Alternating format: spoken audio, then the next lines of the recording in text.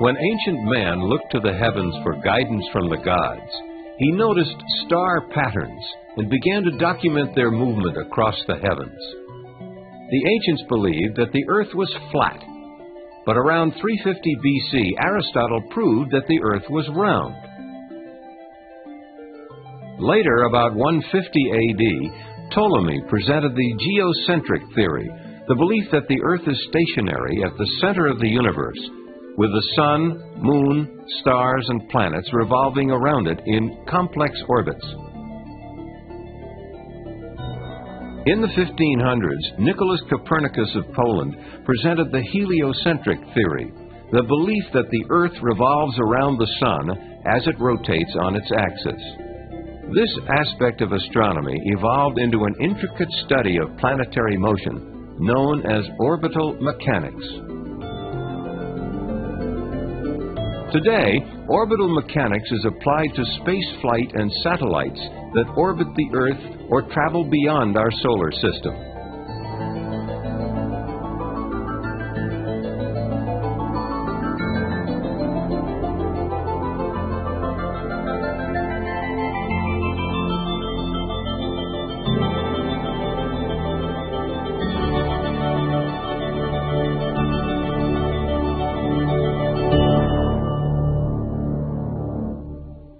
In the early 1600s, Johann Kepler, a German mathematician, using the data on planetary observations collected by the Danish scientist Tycho Brahe, developed 3 laws of planetary motion.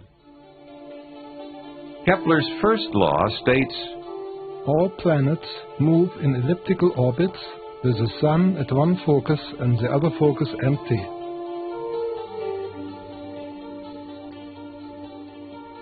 Applied to Earth satellites, the center of the Earth becomes one focus, with the other focus empty. For circular orbits, the 2 foci coincide.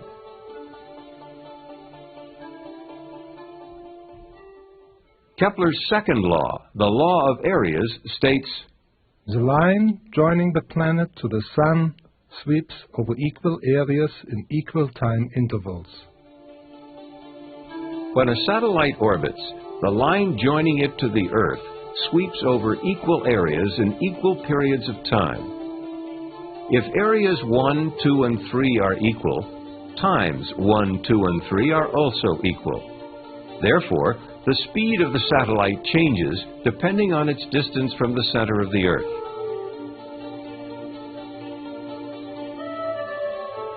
Speed is greatest at the point in the orbit closest to the Earth, called perigee, and is slowest at the point farthest from the Earth, called apogee.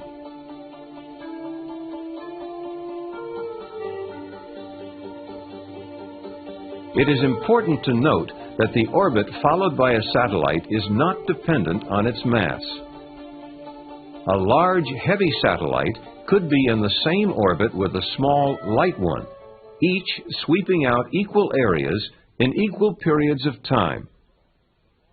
Kepler's third law, the law of periods, relates the time required for a planet to make one complete trip around the Sun to its mean distance from the Sun.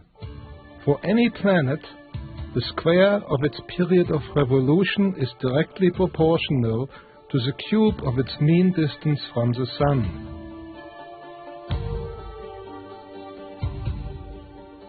Applied to Earth satellites, Kepler's third law explains that the farther a satellite is from the Earth, the longer it will take to complete an orbit, the greater the distance it will travel to complete an orbit, and the slower its average speed will be.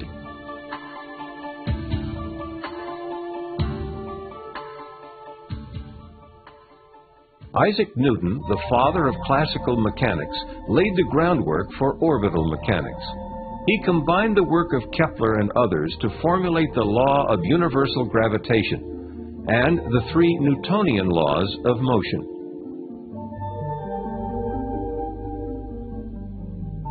While Kepler's laws provided a conceptual model of orbital motion, Newton's laws provided the foundation for the mathematical description of orbits. They explain why a satellite stays in orbit.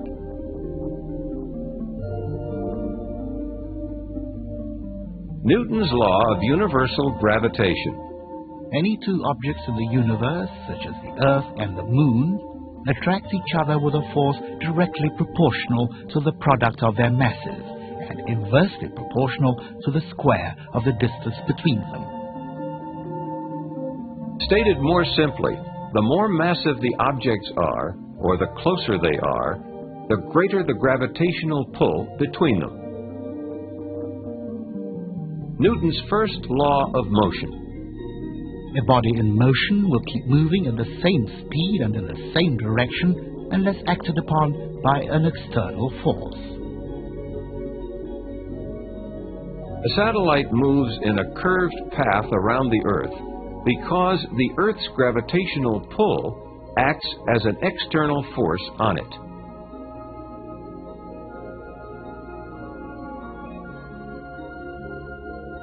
Newton's second law of motion.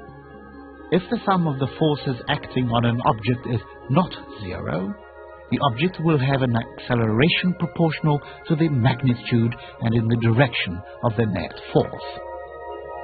Newton's second law states that force equals mass times acceleration. It is this mathematical equation and the equation for universal gravitation that forms the basis for calculating orbits. Newton's third law of motion explains how a satellite gets into orbit. For every action, there is an equal and opposite reaction. If you blow up a balloon and let it go, the balloon is pushed forward by the action of the air rushing out of it. A rocket's exhaust gases are like the air rushing out of the balloon. The following illustrates how a satellite stays in orbit. If a man stands on a mountain and fires a projectile horizontally, gravity will cause the path of the projectile to curve downward and it will strike the Earth. However, if the man fires the projectile fast enough at a specific speed, the curvature of its path due to gravity will match the curvature of the Earth under it. The projectile will then fall around the Earth, becoming an Earth-orbiting satellite. A projectile fired even faster will have a flight path away from the Earth, but gravity will act to slow the projectile down, change its flight path, and pull it back toward Earth. If the projectile's velocity increased enough, a velocity sufficient to escape the Earth's gravitational pull will be reached. This velocity is known as the escape velocity. It is equal to about 7 miles per second at the Earth's surface. The preceding description did not consider atmospheric drag and the Earth's rotation, both of which will affect the trajectory of the projectile. It illustrated the principles governing a satellite's orbit.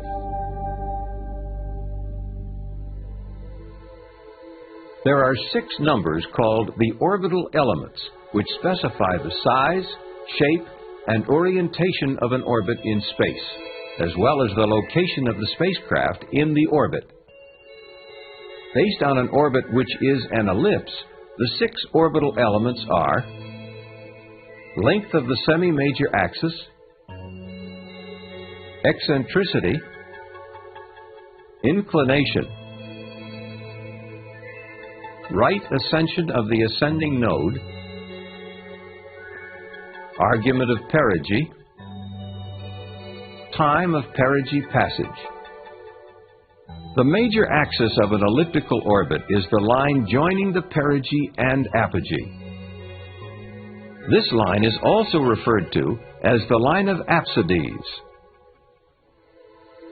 The first orbital element is the semi-major axis. It is simply 1/2 the major axis. Circular orbits have no apogee or perigee. Therefore, the semi-major axis is simply 1/2 the diameter of the orbit. The semi-major axis is used to define the size of the orbit. From this, the orbital period, or time that it takes for the satellite to complete one orbit, can be calculated. The shape of an orbit is defined by the second orbital element called eccentricity. For all ellipses, the value of eccentricity lies between 0 and 1. The larger the value, the more elliptical the orbit. A spacecraft in Earth orbit with an eccentricity equal to or greater than 1 will escape the Earth's gravitational field. When orienting an orbit in space, a three-dimensional coordinate system must be defined. The coordinate system commonly used is the geocentric equatorial coordinate system, which has its origin at the Earth's center. This coordinate system is a non-rotating reference system in which a satellite's orbital plane tends to remain fixed relative to the stars while the Earth turns beneath it. The XY plane is the Earth's equatorial plane. The positive x-axis points to the vernal equinox. This is the point where the Sun appears to cross the Earth's equator on its way north on the first day of spring each year. The z-axis is along the Earth's spin axis toward the North Pole. Nodes are points in a satellite's orbit which intersect the Earth's equatorial plane. The ascending node is the point at which the spacecraft crosses the equator going from south to north. The descending node is where the spacecraft crosses the equator going from north to south. The line joining the two nodes is called the line of nodes. The orientation of an orbit is determined by three orbital element angles. The right ascension of the ascending node is the angle between the x-axis and the ascending node. It is always measured eastward from the direction away from the vernal equinox in the Earth's equatorial plane. The argument of perigee is the angle between the ascending node and the point of perigee. It is measured in the orbital plane in the direction of spacecraft motion. Inclination is the angle between the equatorial plane and the orbital plane. A satellite which has an eastward velocity component at the ascending node has an orbital inclination lying between 0 and 90 degrees. Such an orbit is called a prograde orbit.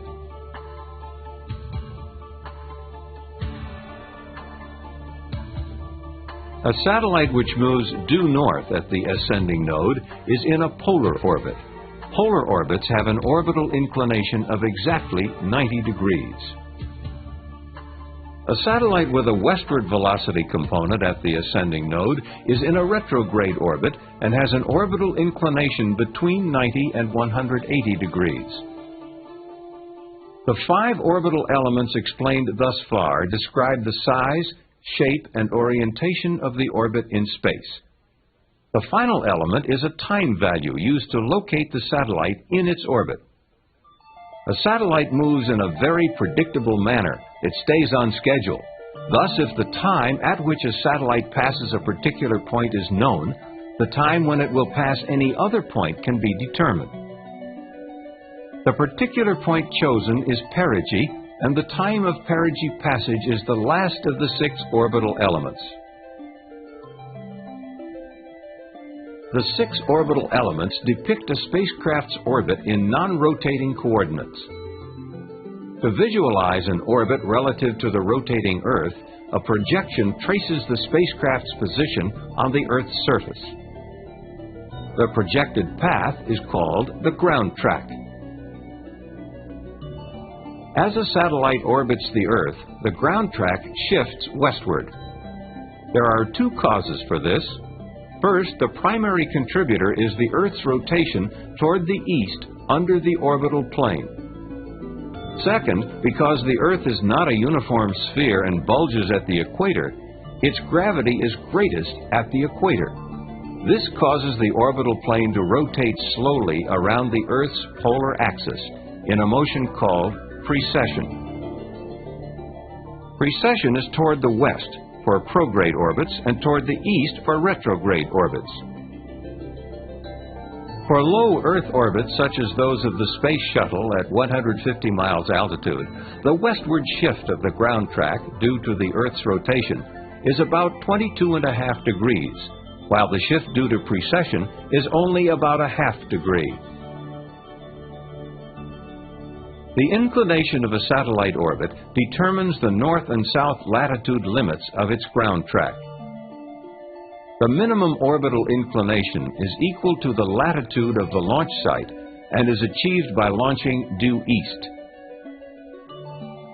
For example, if a satellite is launched due east out of the Kennedy Space Center, which is located at 28.5 degrees north latitude, its orbital inclination will be 28.5 degrees, and the limits of its ground track will vary between 28.5 degrees north latitude and 28.5 degrees south latitude.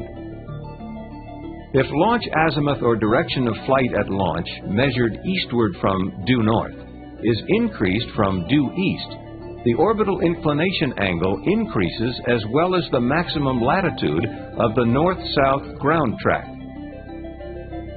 Therefore, the latitude limits of the ground track equal the new launch inclination. Similarly, if launch azimuth is decreased from due east, orbital inclination once again increases as well as the latitude limits of the ground track. The maximum practical inclination from a Kennedy Space Center launch is 57 degrees. This limit is imposed for safety considerations in order to keep the spacecraft and its booster system from flying over land masses during the ascent phase. To obtain an orbit with an inclination greater than 57 degrees, the spacecraft is launched from Vandenberg Air Force Base in California. Vandenberg offers the opportunity for southerly launches with orbit inclinations between approximately 70 degrees prograde through 138 degrees retrograde. A significant advantage of launching from Vandenberg is the capability to economically achieve polar orbits with ground tracks covering all latitudes, from the North Pole to the South Pole. The Earth is constantly turning, and all points on its surface have an eastward velocity, with the greatest velocity occurring at the equator. The farther the launch site is from the equator, or as launch azimuth is increased or decreased from due east, less of the Earth's rotational velocity will be imparted to the launch vehicle. This requires more fuel to get into orbit, or payload weight will have to be decreased. Launches due east from a position on or near the equator, such as the Kourou launch site in French Guiana, used by the European Space Agency, acquire the advantage of a free velocity gain of about 1,500 feet per second. This compares to the approximate 1,300 feet per second gain available at the further north latitude of the Kennedy Space Center. Launching from an equatorial site offers a significant advantage in payload weight capability and minimizes the amount of fuel needed to achieve an equatorial orbit. Since many satellites operate in equatorial orbits, these are important considerations.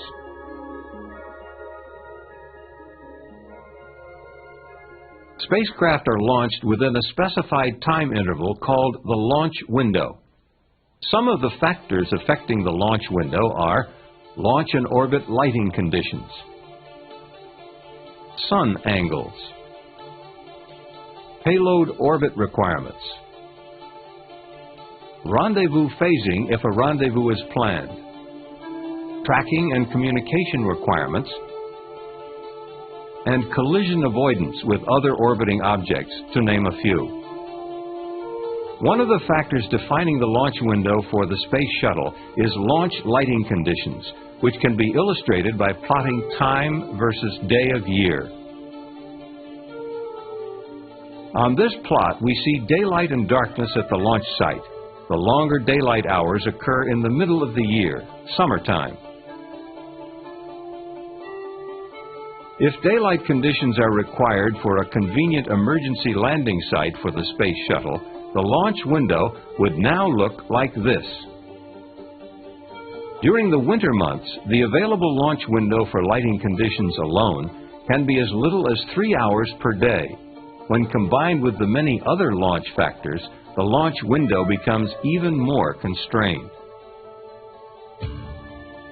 The choice of a particular launch vehicle for a mission depends upon the weight and size of the payload and the desired orbit.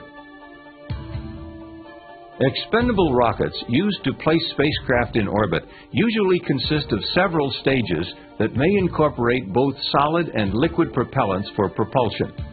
When the fuel in each stage is depleted, the spent stage is jettisoned.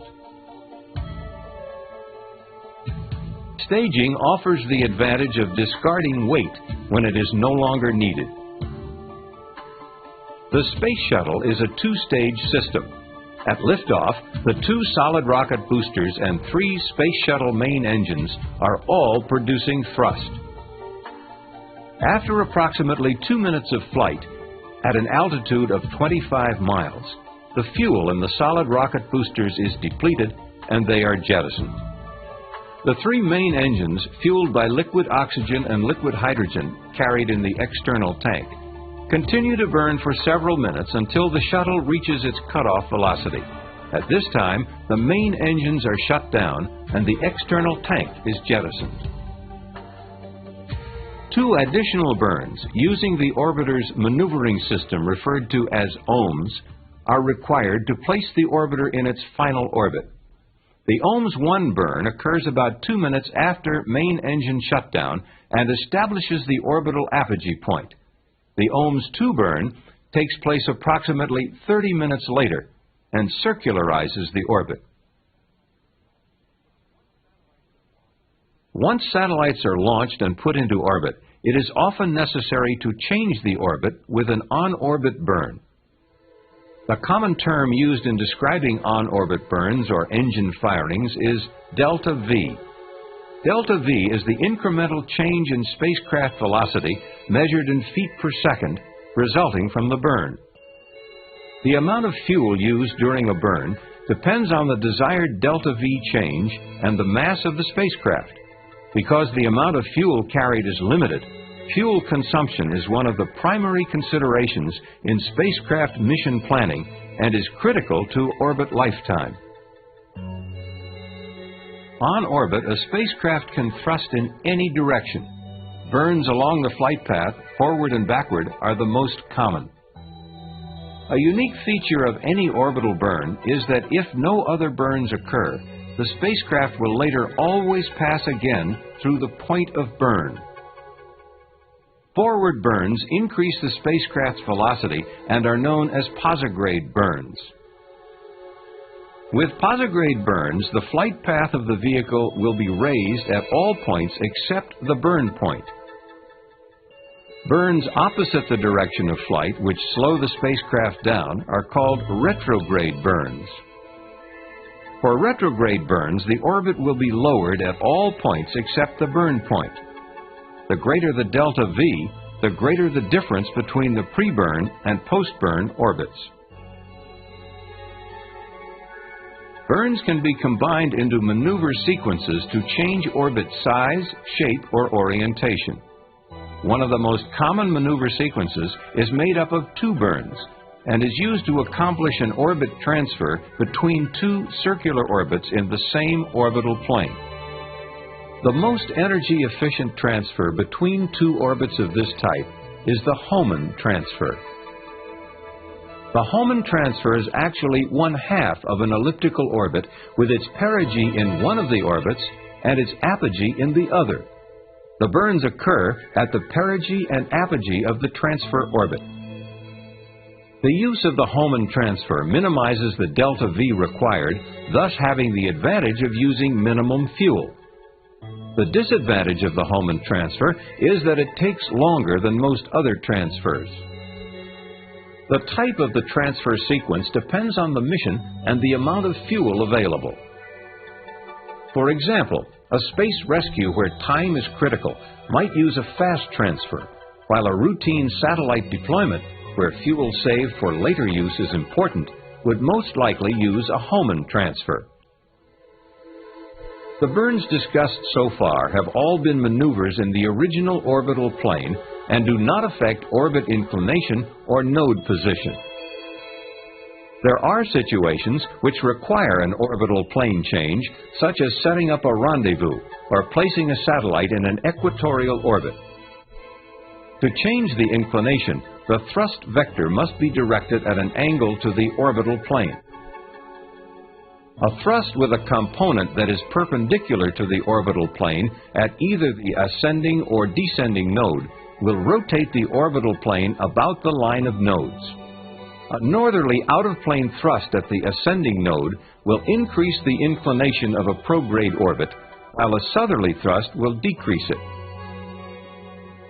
Out-of-plane thrusts require considerable amounts of fuel and are performed only when absolutely required. The Space Shuttle, for example, using all of its onboard propellant, is capable of an on-orbit plane change of less than 3 degrees. Satellite orbital planes and altitudes are determined by their design mission, which very often includes a field of view requirement for optical or communications purposes. The field of view of a satellite is defined as the area of the Earth's surface that is in view from the satellite at any given time. Satellites in high orbits have greater fields of view than those in lower orbits. For example, a satellite at an altitude of 800 nautical miles has a circular field of view with a diameter of about 4,100 nautical miles. A satellite at 200 nautical miles has a circular field of view with a diameter of about 2,000 nautical miles. Low-orbit satellites are often used for photography and other types of Earth observation. A satellite placed in a low-inclination circular orbit at an altitude of about 19,300 nautical miles will have an angular velocity exactly equal to that of the Earth's. The satellite would seem to remain stationary in longitude as viewed from the ground. Such orbits are called geosynchronous and are used to provide a continuous communications capability among any system of ground stations within their field of view. The geosynchronous orbit field of view is constant and is limited to a latitude zone of about 70 degrees north and south of the equator. Effective satellite communications from geosynchronous orbit is not possible at either pole. However, because of their altitude, their field of view covers nearly half the globe. A special type of geosynchronous orbit with an inclination of 0 degrees is called a geostationary orbit. It appears to hover over a fixed point on the Earth's surface at the equator. Most U.S. communication satellites are in geosynchronous orbits, providing near worldwide communications coverage. For effective communications at high latitudes, the Molniya orbit is used. Molniya is the Russian word for lightning and is an orbit used extensively by the Soviet Union for its communication satellites.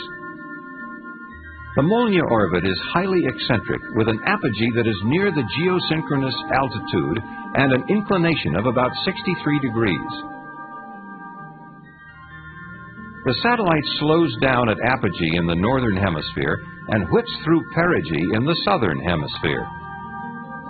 This provides communications in the northern hemisphere for up to 75% of its orbital period. Several satellites properly spaced in Molniya orbits can provide constant communications at the northern latitudes. Navigation satellites, such as the U.S. Navy's Transit System and the Joint Service Navstar GPS Global Positioning System, use lower orbits so that a user can receive signals from more than one satellite at any time. Another frequently used orbit is known as a sun-synchronous orbit. These take advantage of the precession of the orbital plane caused by the Earth not being a perfect sphere. All sun-synchronous orbits are highly inclined retrograde orbits, which precess eastward around the Earth's polar axis at the rate of 1 revolution per year. Since the Earth-Sun line also revolves eastward at the rate of 1 revolution per year, the orbital plane will maintain a constant orientation relative to the Earth-Sun line. If the satellite's period is then synchronized with the rotation of the Earth, it will pass over the same point on the Earth's surface at the same local time at a regular interval. A sun-synchronous satellite ensures that a constant sun angle and uniform lighting exist for the same field of view from pass to pass. Satellites such as those in the Defense Meteorological Satellite Program and Landsat are sun-synchronous, imaging the entire Earth on a regular schedule.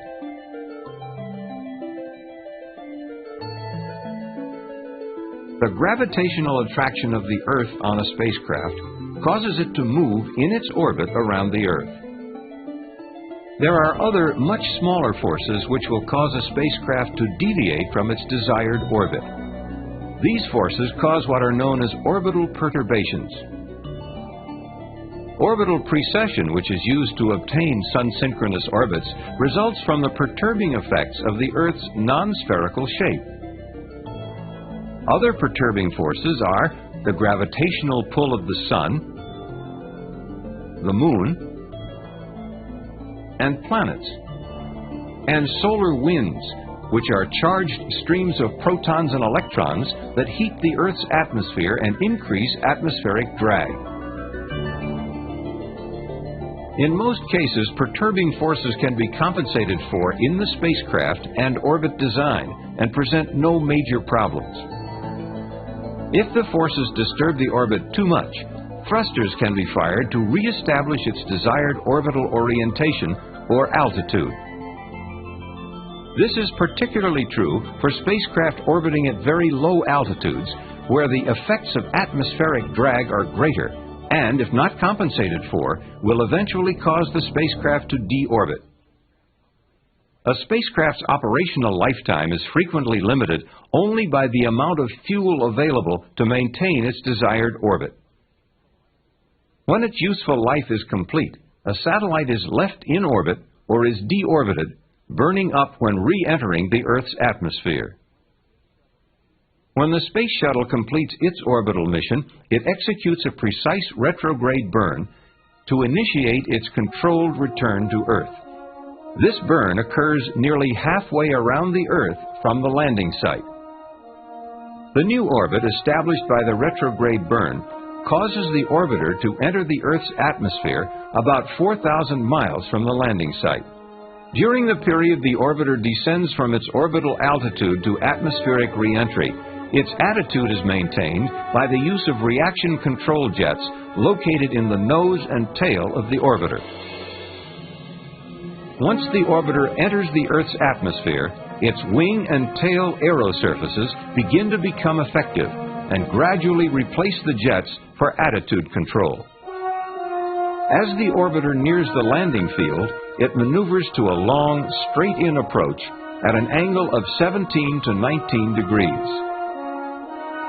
Nearing the runway, it executes a flare maneuver to reduce its sink rate and glides to a touchdown at approximately 230 miles per hour. As the orbiter rolls to a stop, our journey into the world of orbital mechanics comes to an end for now.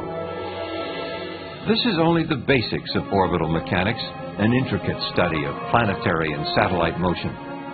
The next time you see a launch, you will see it from a different, somewhat knowledgeable perspective. You will understand the fundamentals of spaceflight.